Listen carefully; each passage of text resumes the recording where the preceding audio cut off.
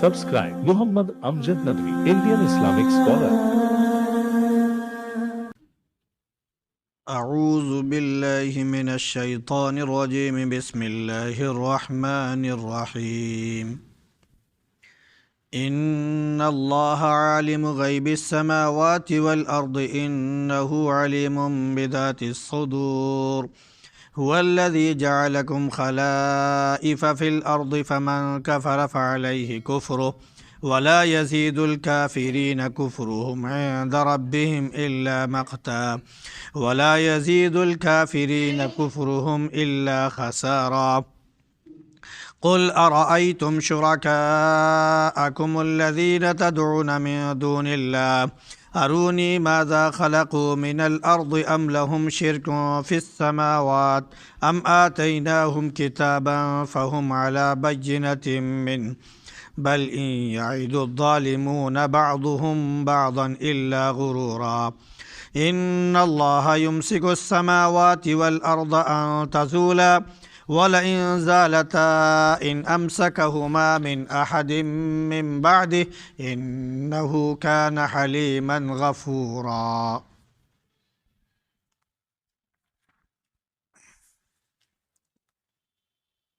ان اللہ عالم غیب السماوات والارض، بے شک اللہ آسمان اور زمین کا غیب جاننے والا ہے. یقیناً وہ دلوں کا بھید بھی جانتا ہے. وہی ہے جس نے تمہیں زمین پر بسایا، تو جس نے بھی کفر کیا تو اس کا کفر اسی کے اوپر ہوگا، اور کافروں کا کفر ان کے رب کے نزدیک بیزاری اور نفرت کو ہی بڑھاتا ہے، اور کافروں کا کفر صرف خسارے کو ہی بڑھاتا ہے. کہہ دیجئے کہ تمہارا کیا خیال ہے اپنے ان شرکا کے بارے میں جن کو تم اللہ کو چھوڑ کر پکارتے ہو. مجھے دکھاؤ انہوں نے زمین میں سے کیا پیدا کیا یا آسمان میں ان کی کیا ساجھیداری ہے، یا ہم نے ان کو کوئی کتاب ایسی دے رکھی ہے کہ وہ اس کی وجہ سے کھلی ہوئی دلیلوں اور نشانیوں پر قائم ہے.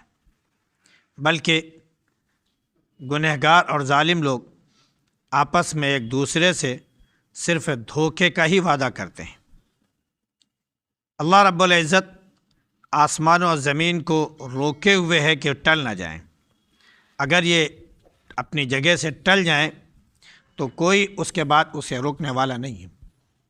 یقیناً وہ بڑا ہی تحمل والا اور مغفرت کرنے والا ہے.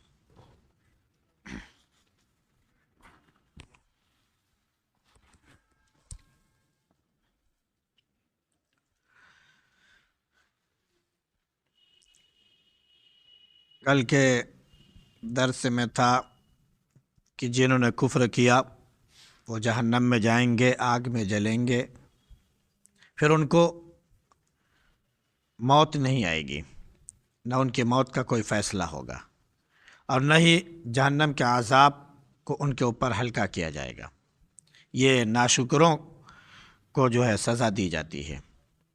وہ اس میں چیخیں گے، چلائیں گے اور کہیں گے کہ پروردگار ہم نیک عمل کریں گے، وہ عمل چھوڑ کر جن کو ہم نیک عمل سمجھ کر کیا کرتے تھے. تو اللہ ان کو جواب دے گا کہ ہم نے تم کو عمر دی اور نصیحت حاصل کرنے کے لیے موقع دیا، تمہارے پاس ڈرانے والے آئے لیکن تمہاری سمجھ میں نہیں آیا، تو اب ظالموں کے لیے کوئی مددگار نہیں ہے.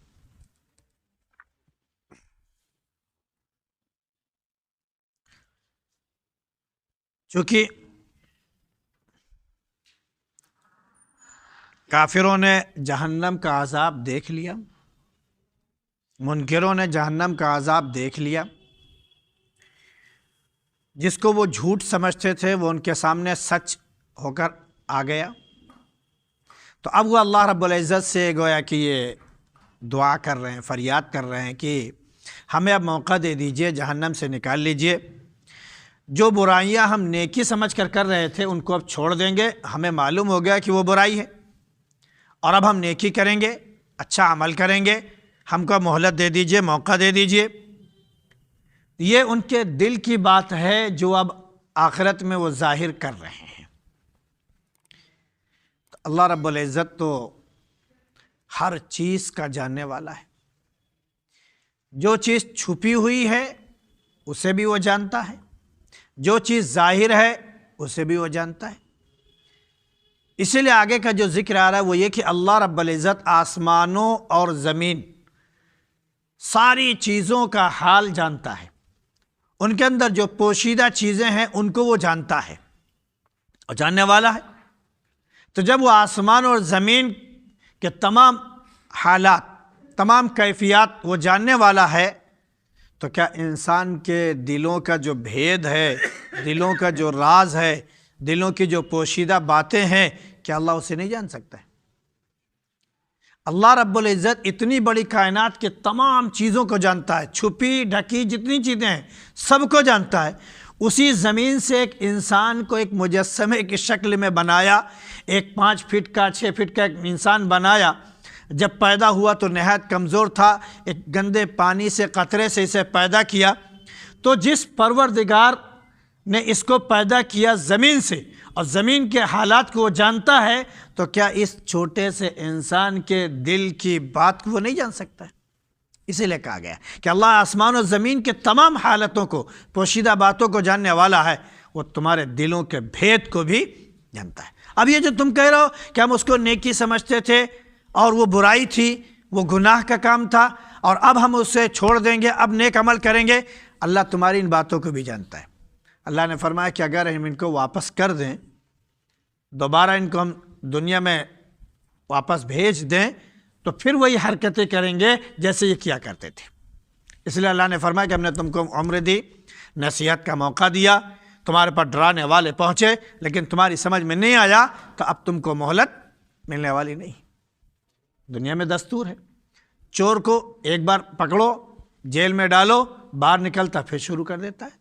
قاتل کو ایک بار پکڑو، جیل میں ڈالو، ضمانت سے باہر آتا پھر شروع کر دیتا ہے۔ فاحش، متفاحش کو جیل میں ڈالو، باہر نکلتا ہے پھر اپنی حرکتیں شروع کر دیتا ہے۔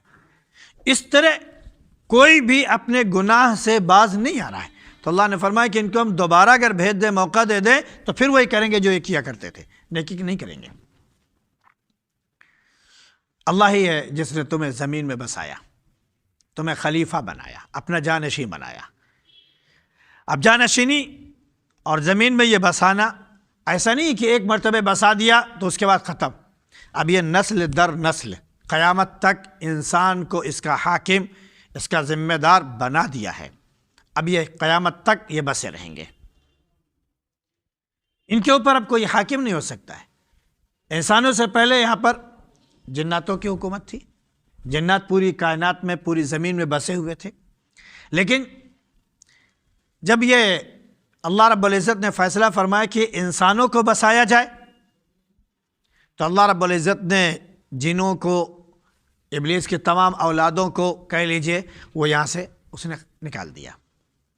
اور خود یہ ابلیس جب فرشتے آئے ان کو یہاں سے نکالنے کے لیے، زمین خالی کروانے کے لیے، تو ابلیس خود ان کا سردار بن کر آیا تھا، اس لشکر، فرشتوں کے لشکر کے ساتھ موجود تھا۔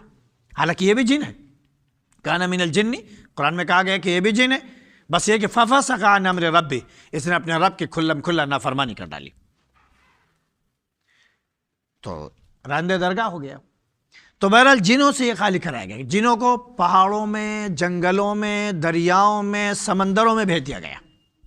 ابلیس کا جو تخت ہے وہ سمندر کے اوپر ہے، بیچ میں، یعنی یہ زمین پر، سمندر کے بیچ میں، وہاں پر وہ اپنا تخت لگاتا ہے اور تمام اپنے چیلوں کو، اپنے چاکروں کو بلاتا ہے اور پوچھتا ہے تم نے کیا کارنامہ انجام دیا، تم نے کیا کارنامہ انجام دیا۔ سب اپنے اپنے بتاتے ہیں کہ ہم نے یہ کیا، یہ کیا۔ ان میں سے اگر کوئی یہ کہتا ہے کہ ہم نے میاں بیوی کے درمیان تفریق کرا دی، تو کہتا تم نے بہت بڑا کام کیا۔ تو اللہ نے ان کو وہاں بھیج دیا، زمین خالی کرا دی، یہاں پر انسانوں کو بسا دیا۔ اب یہ قیامت تک انسانوں کی حکومت زمین پر رہے گی۔ تو اللہ نے فرمایا کہ تم کو ہم نے جانشین بنا دیا زمین پر، اب اس کے بعد اگر تم نے نافرمانی کی، کفر کیا، انکار کیا، ناشکری کی، تو تمہارا کفر اور انکار یہ تمہارے اوپر وبال بن جائے گا۔ یہ اللہ کا کوئی نقصان نہیں ہوگا، تمہارا اپنا خود نقصان ہوگا، کیونکہ کفر جو ہے کسی بھی انسان کا اس کو دو چیزیں دیتا ہے، نفرت اور عداوت اس کو بڑھاتا ہے، اور اس کے بعد نقصان، دنیاوی اعتبار سے بھی ہے یہ اور اخروی اعتبار سے بھی ہے۔ تو اگر کوئی اللہ کا انکار کرتا ہے، کفر کرتا ہے اللہ کے ساتھ، تو اللہ کے غضب کو، اس کے غصے کو وہ دعوت دے رہا ہے، تو اس کا کفر اللہ کے غضب کو بڑھا رہا ہے، اور جب غضب کو بڑھا رہا ہے تو اللہ کے ہاں اس کا نقصان ہوگا، کیونکہ سزا اسے ملے گی، جہنم میں جائے گا تو اس کا اپنا نقصان ہے۔ اس لیے آگے پھر ذکر کیا گیا کہ ذرا یہ بتاؤ کہ تم خود سوچو کہ تمہارے وہ شرکا جن کو تم اپنا شریک بتاتے ہو، اللہ کا ساجھیدار بتاتے ہو، تو اب یہ ذرا بتاؤ انہوں نے کچھ پیدا کیا ہے؟ زمین میں اگر کوئی چیز بھی انہوں نے پیدا کی ہو تو وہ دکھا دو، یا آسمان میں ان کا کوئی ساجھا ہو اللہ کے ساتھ تو وہ دکھا دو۔ یعنی زمین میں اگر کوئی چیز پیدا کی ہے وہ دکھا دو، آسمان میں اگر کوئی ساجھا ہے اللہ کے ساتھ تو وہ دکھا دو، کہیں پر کوئی حصے داری ہو تو وہ دکھا دو۔ تو معلوم ہوا کہ ہر ایک یہ کہتا ہے کہ کوئی ساجھے داری نہیں ہے، کیونکہ جن کو وہ معبود مانتے ہیں یہ خود پیدا ہوئے ہیں۔ بھائی تاریخ بتاتی ہے رام کسی کے اولاد ہیں، لکشمن کسی کے بیٹے ہیں، سیتا کسی کے بیٹی ہیں، اسی طرح ان کے جتنے بھی دیو دیوتا ہیں وہ کسی نہ کسی کے بیٹے ہیں، سنتان ہیں۔ جب وہ کسی کے بیٹے ہیں تو اس کا مطلب ہے کہ ان کے ماں باپ ان سے پہلے تھے، ان کے ماں باپ ان سے پہلے رہے ہوں گے، تو بعد میں آنے والا یہ کائنات کو پیدا کرنے والا کہاں سے بن گیا؟ اسی کائنات میں ان کے ماں باپ رہتے تھے، اسی کائنات میں ان کے دادا پردادا رہتے تھے، تو اسی زمین میں رہ رہے تھے، اسی زمین میں جب یہ پیدا ہوئے یہ رہے، جب ان کا انتقال ہو گیا چلے گئے تب تم نے کہہ دیا کہ انہوں نے کائنات بنائی ہے۔ جس زمین میں وہ خود پیدا ہوئے، پلے بڑھے، زندگی گزاری، اور پھر اسی زمین میں وہ سما گئے، آج اسی کے بارے میں کہہ رہے کہ انہوں نے ہی پیدا کیا، کہاں سے سمجھ میں آتا ہے؟ تو معلوم ہوا کہ اللہ نے جو کچھ پیدا کیا ہے اس میں کسی کا کوئی ساجھا، کوئی حصہ نہیں ہے۔ تو اللہ نے فرمایا کہ کہہ دو، دکھاؤ ہمیں زمین میں سے اگر انہوں نے کچھ پیدا کیا ہو یا آسمان میں اگر ان کا کوئی حصہ ہو، یا یہ کہ تمہارے پاس کوئی کتاب ایسی آئی ہو جس میں بتایا گیا ہو کہ ساجھا ہے اور حصہ ہے، اس کی وجہ سے تم روشن دلیلوں پر قائم ہو تو وہ دکھا دو۔ تو معلوم ہوا کہ کافروں کا معاملہ یہ ہے کہ ان کے پاس کوئی دلیل نہیں ہے، کوئی ثبوت نہیں ہے، بس کیا ہے، آپس میں ایک دوسرے کے ساتھ جو ڈھکوسلے بازی کرتے ہیں، جو بھی ان کا وعدہ ہے وہ صرف دھوکے پر قائم ہے۔ ظالم اور گنہگار لوگ جو ہے ان کا وعدہ آپس میں ایک دوسرے کے ساتھ جو ہے وہ صرف اور صرف دھوکے پر قائم ہے، اس کے سوا اور کچھ نہیں ہے۔ اس کے بعد اللہ رب العزت نے آسمان اور زمین کا بھی ذکر فرمایا کہ اللہ ہی ہے جس نے آسمانوں کو اور زمین کو روک رکھا ہے کہ وہ اپنی جگہ سے ہلے نہیں، ٹلے نہیں۔ اگر یہ اپنی جگہ سے ٹل جائیں تو کسی کے اندر اتنی طاقت نہیں ہے کہ اس کو روک سکے۔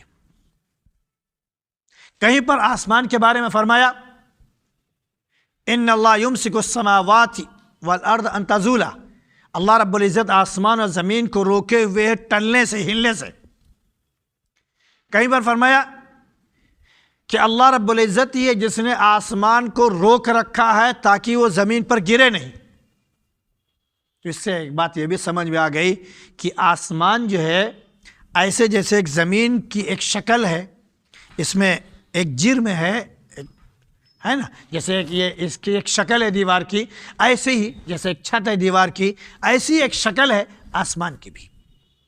وہ ایک ہوا اور فضا نہیں ہے، جیسے سائنس نے بتایا کہ ہمارے سر کے اوپر جو بھی اسپیس ہے، جو بھی خالی جگہ ہے وہ آسمان ہے۔ آسمان کوئی الگ سے ایک جرم، کوئی ایک شیپ نہیں ہے، وہ جو بھی اسپیس ہے وہ آسمان ہے۔ ہم آج تک اسپیس میں ہی گھوم رہے ہیں، اسپیس سے آگے نہیں جا پائے۔ اللہ نے آسمان کے طبق بنائے ہیں۔ ایک جگہ فرمایا ہے کہ خلق سبع سماوات طباقا، اس نے آسمانوں کو 7 طبق میں پیدا کیا ہے، یعنی پہلا درجہ، پھر اس کے بعد دوسرا، پھر تیسرا، پھر چوتھا، پھر پانچواں، پھر چھٹا، پھر ساتواں، 7 آسمان ہیں۔ ایک جگہ فرمایا وَمِنَ الْأَرْضِ مِثْلَهُنَّ، جیسے 7 آسمان اوپر تلے اللہ نے پیدا کیے ہیں، ایسے ہی زمین کو بھی 7 پیدا کیا اوپر تلے۔ اب وہ اس کی شکل کیا ہے اللہ بہتر جانتا ہے۔ تو اللہ نے فرمایا کہ اس نے زمین اور آسمان کو روک رکھا ہے تاکہ یہ ہلے نہیں، ٹلے نہیں۔ اب اس میں ایک بات آج کے جو سائنس کے اعتبار سے دیکھا جائے تو ایک بات یہ آتی ہے کہ زمین گھوم رہی ہے، تو گھومنے کا مطلب کہ اپنی جگہ سے ہل رہی ہے، ٹل رہی ہے، چل رہی ہے۔ اور یہاں کہہ رہا ہے کہ زمین کو اللہ نے اس لیے روک رکھا کہ یہ ٹلے نہ، اپنی جگہ سے ہلے نہ۔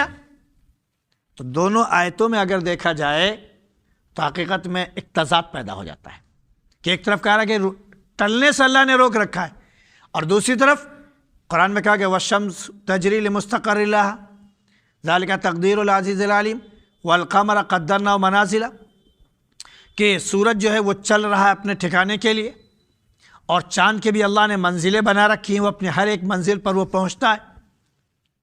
کہیں پر دوسرے الفاظ میں فرمایا کہ سورج اور چاند چل رہے ہیں۔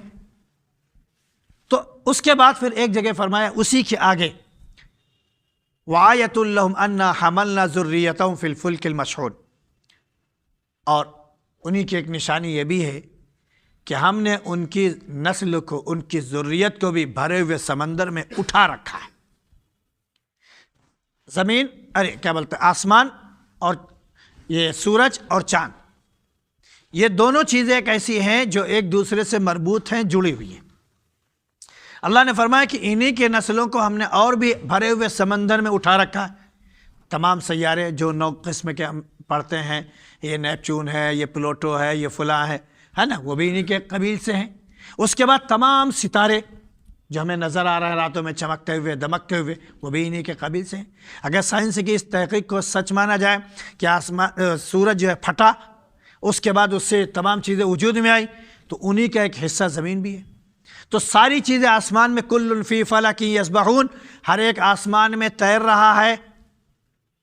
تو اس کا مطلب ہے کہ زمین بھی آسمان میں تیر رہی ہے۔ اسی کے بارے میں فرمایا کہ ہم نے اس کو سمندر میں، بھرے ہوئے سمندر میں اس کے نسلوں کو، اس کے ذریت کو اٹھا رکھا ہے۔ تو جب زمین حرکت میں ہے، چل رہی ہے، تو یہاں پر ٹلنے سے روکے ہوئے ہے، اس کا کیا مطلب ہے؟ آج کا دور جو ہے کمپیوٹرائز ہے۔ کمپیوٹر کے ذریعے آج جو چیز جہاں پر فکس کر دی جاتی ہے وہ چیز اپنی جگہ پر چلتی ہے، آتی ہے، جاتی ہے، لیکن ذرہ برابر ادھر سے ادھر نہیں ہوتی۔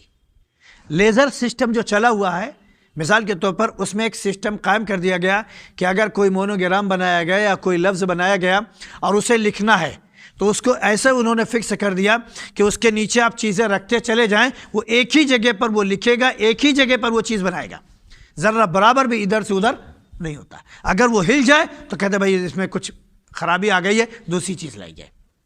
تو اسی طرح زمین کا بھی میٹر ہے کہ زمین چکر تو لگا رہی ہے لیکن اپنے مدار پر، اپنے محور پر، اپنی جگہ پر۔ سورج چکر لگا رہا ہے اپنی جگہ پر، جس جگہ کو اللہ نے ان کے لیے متعین کر دیا ہے اس سے وہ ادھر اور ادھر نہیں جا سکتے۔ اگر وہ ذرا سے بھی ادھر سے ادھر ہو جائے تو پورا نظام کیا ہو جائے؟ درم برابر ہو جائے۔ ایک حدیث میں آتا ہے کہ اللہ کے نبی صلی اللہ علیہ وسلم نے فرمایا کہ اللہ رب العزت نے آسمان کو روک رکھا ہے اور جب چاہے گا وہ زمین پر اس کو دے مارے گا، اس کو دے مارے گا۔